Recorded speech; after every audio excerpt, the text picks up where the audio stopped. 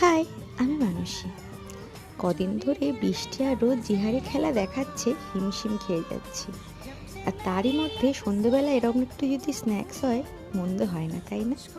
চলুন চটজলদি এটা বানানোর জন্য কি করব দেখে নিই।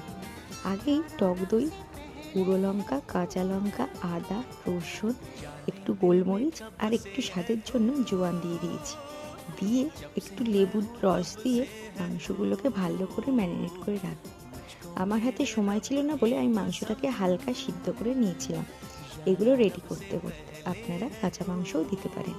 তারপর পরিমাণ মতো একটুখানি বেসন আর কর্নফ্লাওয়ার দিয়ে আবারও ভালো করে ম্যারিনেট করে একটা ডিম ফাটিয়ে গরম তেলে ভালো করে ভেজে নিলেই কিন্তু রেডি এমন মচমচে পকোড়া।